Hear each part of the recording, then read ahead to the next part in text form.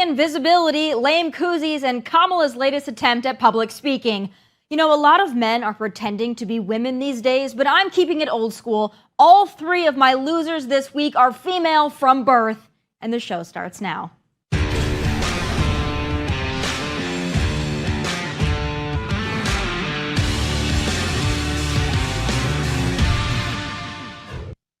You know, some people, mostly liberals, cheer as biological men trample over actual women, stealing their accolades and their thunder, but not here. Not on Tomi Lahren is Fearless. No, this week I will recognize 3 legit women as my losers of the week, and boy, did they earn it.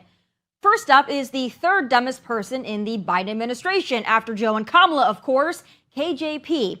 Well, this week is apparently Lesbian Visibility Week, and while President Joe might suck at everything else, he's clearly very good at recognizing lesbians. So this week is Lesbian Visibility Week, and as the first openly queer person to hold the position of press secretary for the President of the United States, I see every day how important visibility and representation are. Today, I'm honored to welcome the cast of The L Word and Generation Q, 2 Showtime series that chronicle the friendship, the love, the challenges, and the triumphs of strong, funny, and resilient queer women. Lesbian Visibility Week from me and my friends. That's us!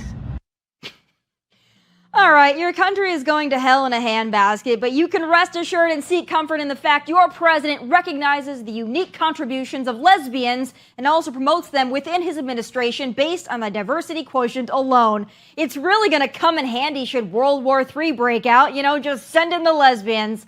Although I'm still rather confused because lesbians are defined as women who are sexually attracted to other women, but the Democrats are unable to define what a woman is, so the math ain't mathing here, but oh well. On to my next loser of the week, another insufferable woman, Nikki Haley.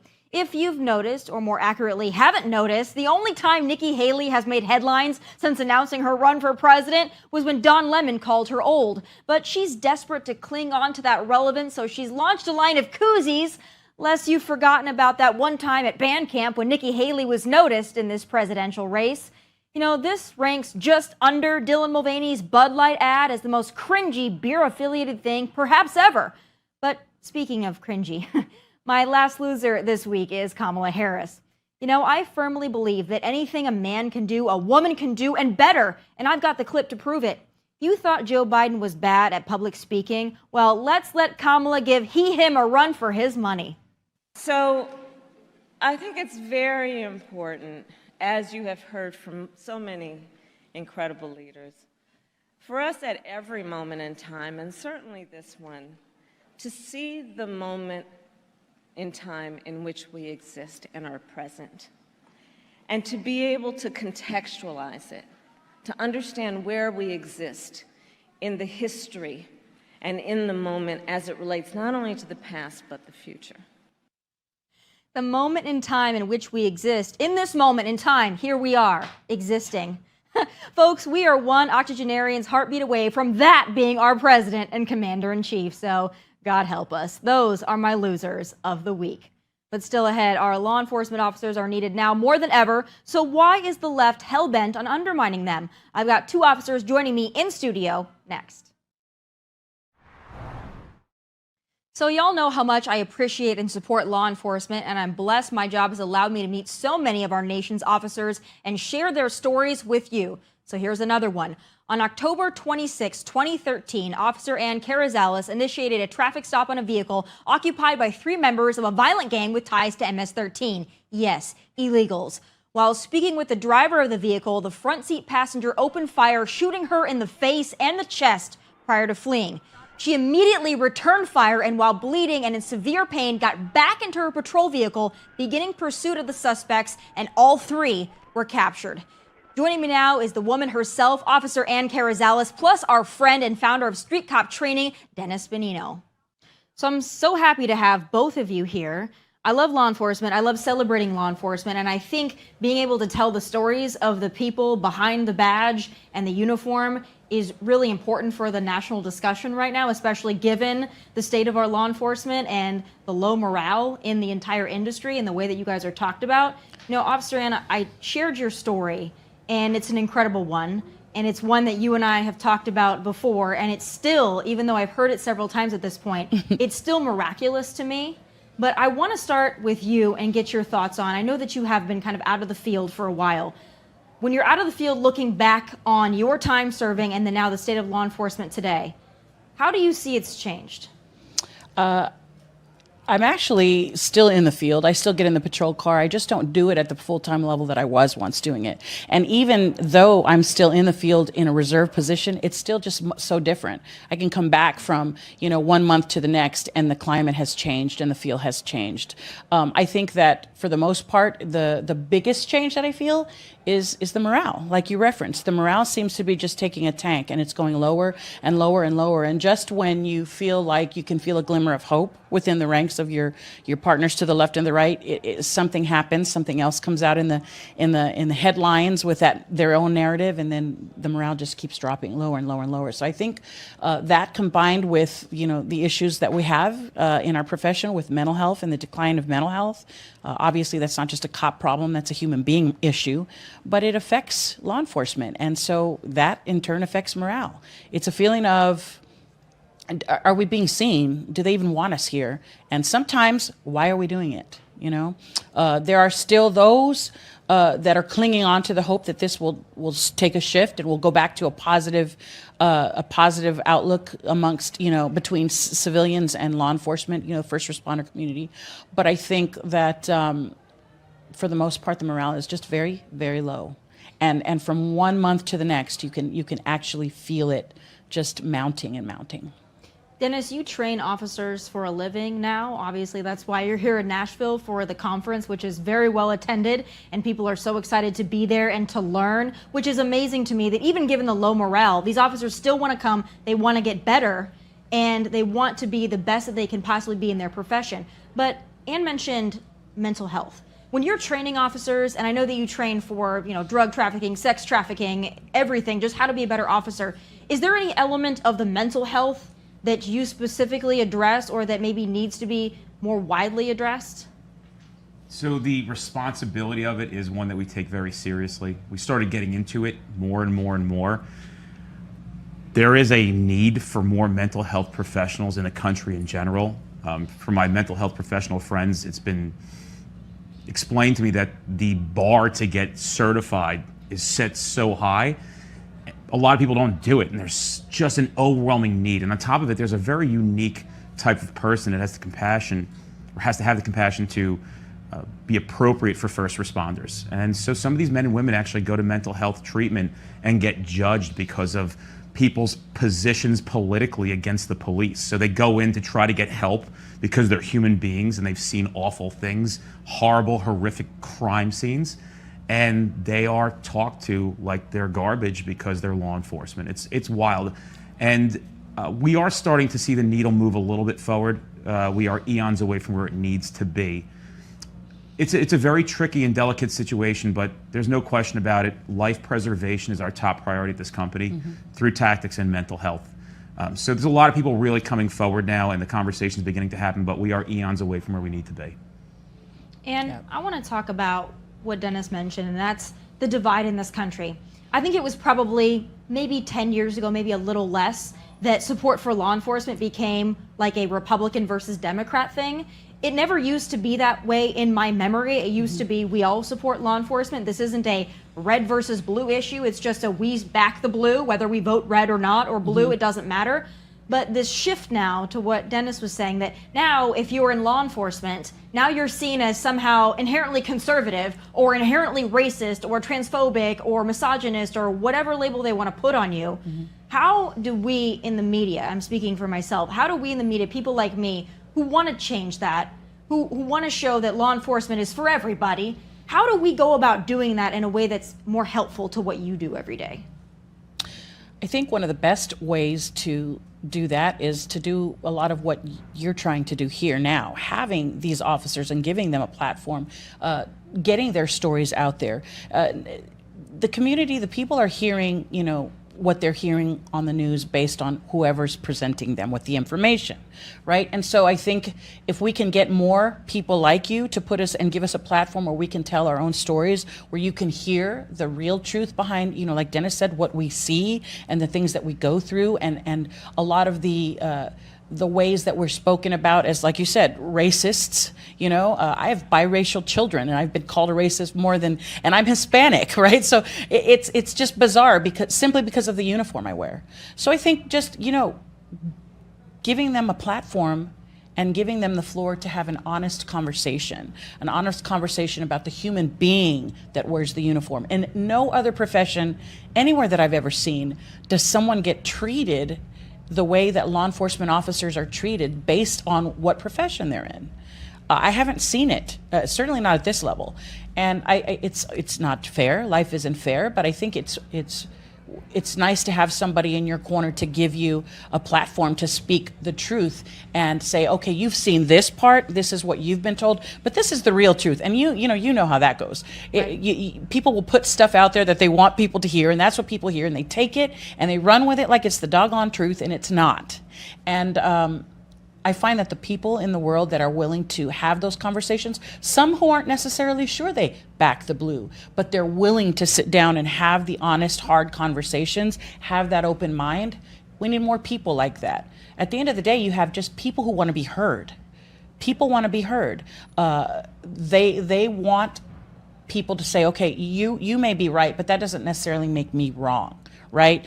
And I think just giving people a clearer understanding of what it is that we're up against as human beings. At the end of the day, we are that. We are human beings. Even like Dennis said, to go in and try to seek the help and still have people judge you and almost, turn you away right as you walk in. You get to feel it. You feel that, and you're like, oh, okay, I'm not welcome here. It's horrible. And the media has a lot to do with it. I want to ask you from a training perspective as well, Dennis. We had an incident here. We've had a few incidents in Tennessee. One where our law enforcement officers were celebrated for what happened here in Nashville for their quick response and neutralizing that threat at the Covenant School. But before that, in Memphis, there was Tyre Nichols and those Memphis officers. And it went from, this is black officers that maybe acted inappropriately with a black suspect, to even black officers are just systemically racist. I want to get your take on what happened in Memphis from a training perspective. Everybody saw the video. It looked just absolutely horrific, outlandish, and inappropriate. But when you watched it, when you saw the headlines, from what lens did you view what happened there in Memphis? Well, let's think about that. I mean, I'm not here to defend those actions at all. How does somebody go from an application at a police department, and for the most part, imagine at least some of those people had aspirations of serving their community, to this situation? How do we go from there to that? And the answer is there's a lack of actual real training in law enforcement, and there's a complete failure in leadership overall. There's some really, really significantly profound good leaders in this profession, but to be honest with you, a lot of them are few and far between. So I just find it interesting that there is no accountability from a command staff level for a situation like that when they were completely failed. They weren't trained. They didn't know what to do. We go to police academies where the basic training is checking boxes. And this is a profession where lives are on the line, and in many facets, in the whole macro of the thing, you need to know how to protect lives, how to have apprehensions that are lawful, how to employ appropriate physical force. And I just imagine what their training records look like. And we see it all the time.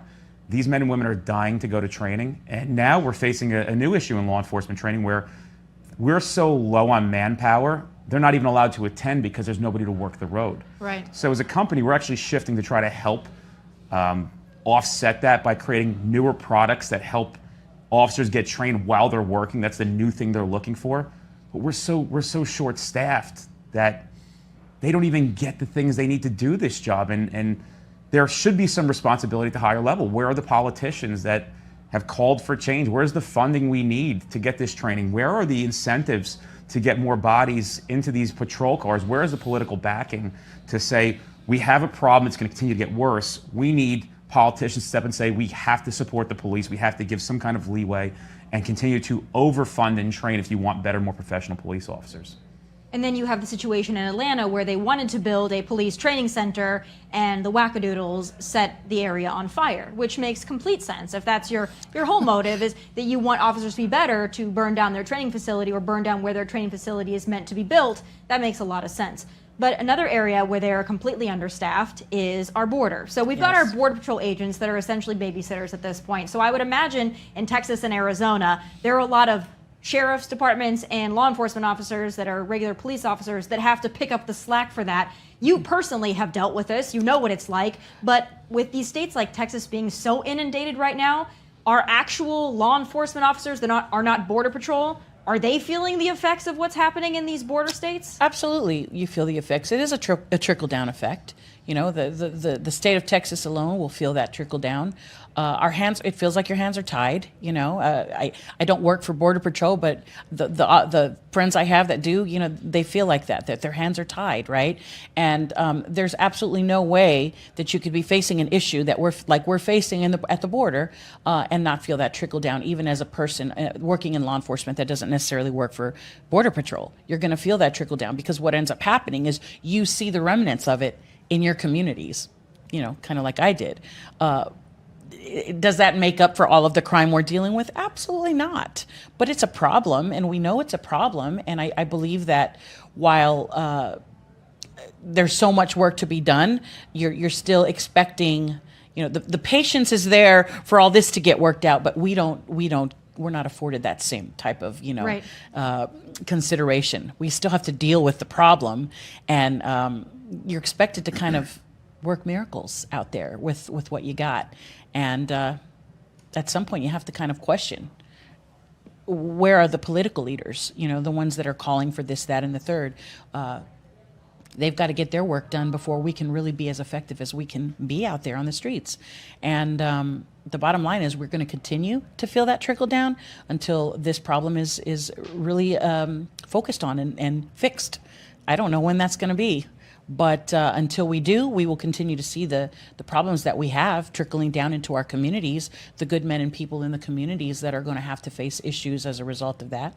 Again, I don't by any means think it's specific to the border issue, the crime levels that we're seeing. Social and political climates and changes that is going to affect crime as well. But huge problem there at the border, and with officers feeling like their hands are tied on both ends, both at the border and in the street with city cops and things like that. Yeah, we're all going to continue to feel the pressure from it. Yeah. And we have a fentanyl crisis. We've got just absolute lawlessness, the smash and grabs going on, of course, in more liberal states than in conservative ones, but it's still ongoing. And speaking to like a training perspective, when you speak to officers and you train officers that are in these high crime areas in these cities, and the people in the city say, you know, police officers don't do anything. We call them, there's this person stealing everything they want from the Walgreens, there's this person that's sleeping on somebody's step doing drugs, and they call the officers and the officers are like, we can't help you. And then they get frustrated with the officers. So let's help kind of clear some of that up. When you talk to those officers and what they're facing in these cities, what's their response, and do they feel like they can even do their job? You're damned if you do, you're damned if you don't. That old saying, and it rings true in every big metropolitan city with liberal politics infused, and it just becomes very interesting how law enforcement uses a political pawn, and they control what the cops do, and how they're made out to be like the problem, and the problem's made out to be like the heroes. It's completely absurd. And the morale in these major metropolitan cities is through the basement. They are leaving in droves. They are done. And unfortunately for the city, and fortunately for the typically outside counties and cities and towns, they're picking these very, very talented, very driven police officers up because they have been so mistreated. The morale is so bad. I mean, the internal discipline that they face through political uproar, when they hear something you didn't like, or you messed with some politician's neighbor because you were doing your job, and what the recourse is on the inside.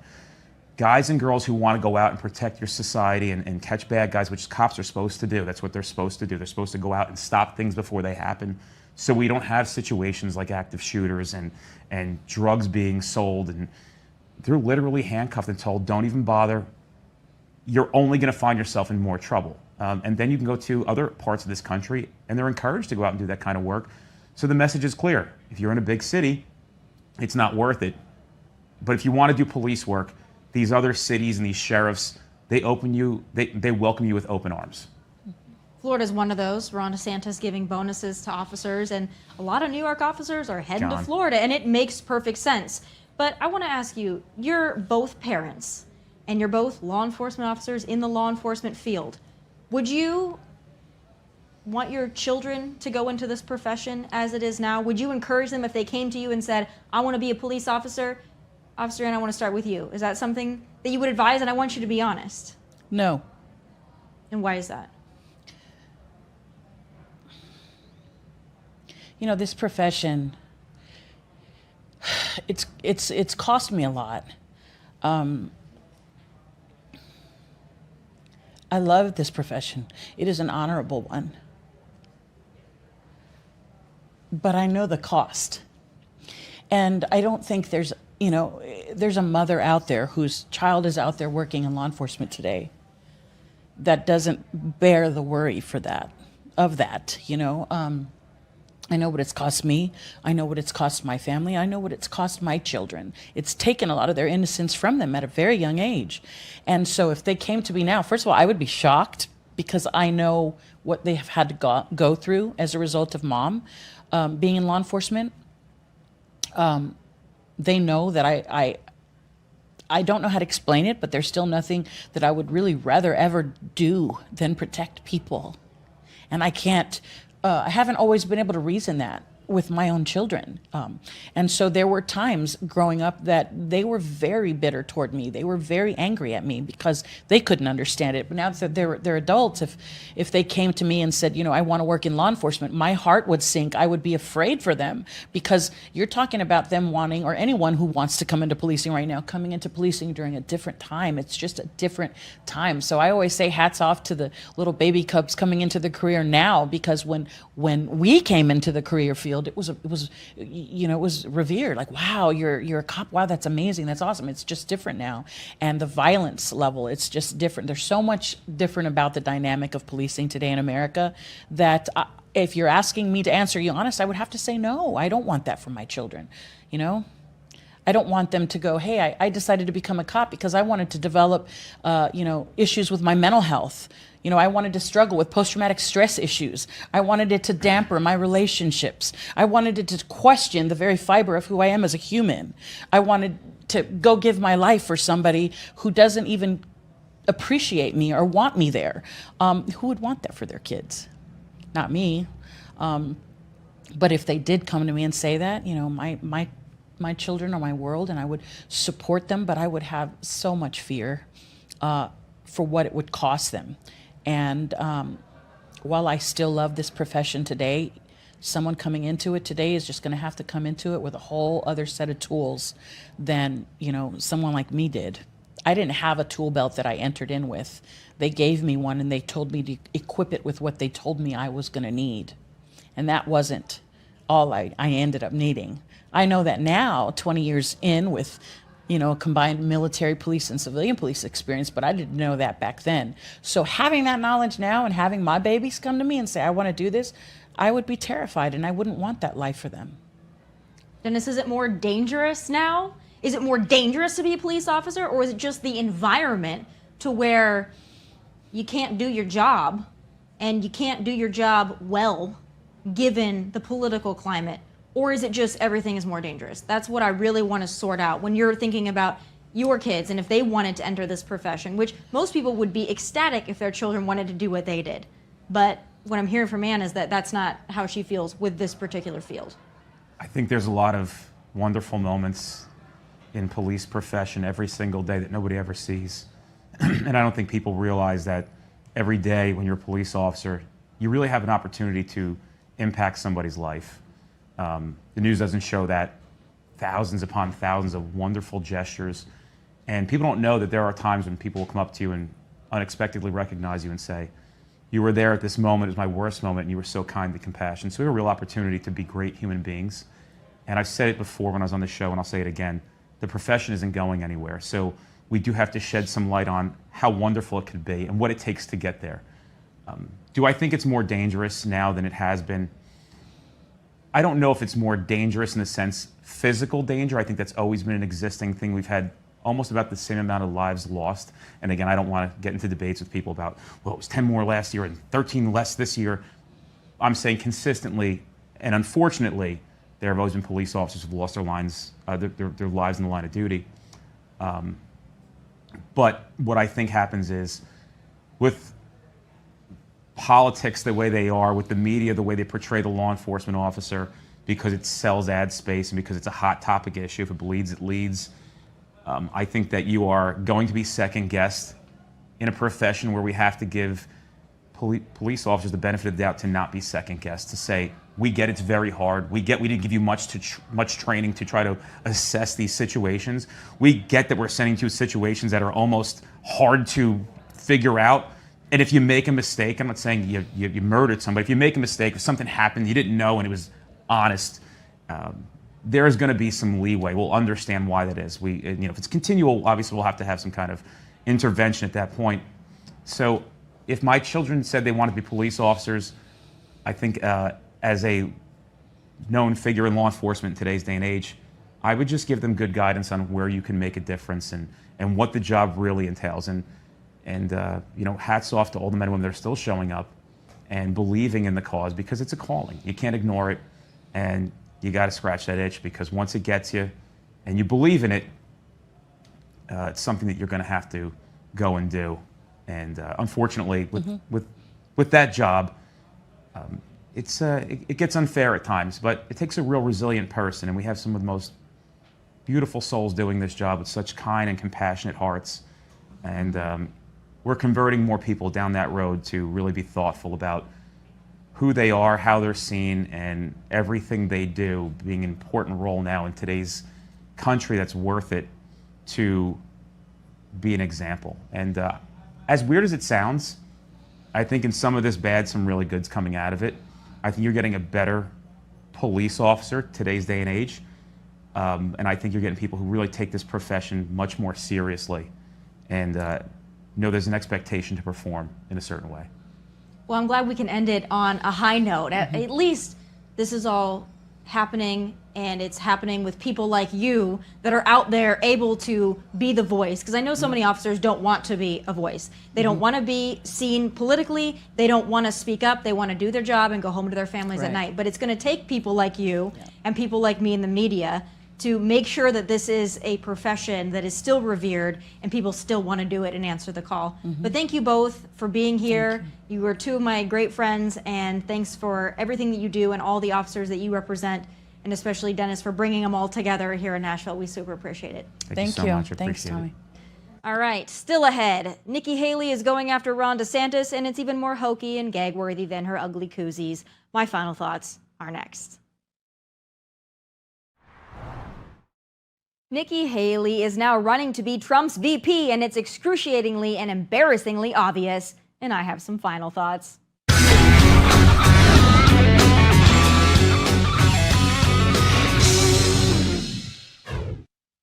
Oh, Nikki Haley. What can I say about Nikki Haley? Well, a few things off the top of my head. Indulgent, awkward, neocon opportunist with no shot in hell at the presidency or the vice presidency. But damn, is she sure trying to make fetch happen. Take a listen. We just learned a few moments ago that Disney is now suing the Florida governor for alleging political effort to hurt their business. What is your reaction to that, as we still have yet to see him jump officially into the race?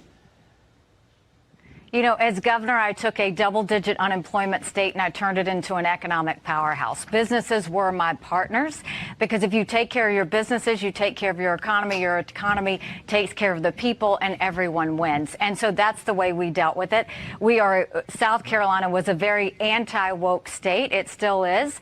And if Disney would like to move their hundreds of thousands of jobs to South Carolina and bring the billions of dollars with them, I'll let them know. I'll be happy to meet them in South Carolina and introduce them to the governor and the legislature that would welcome it.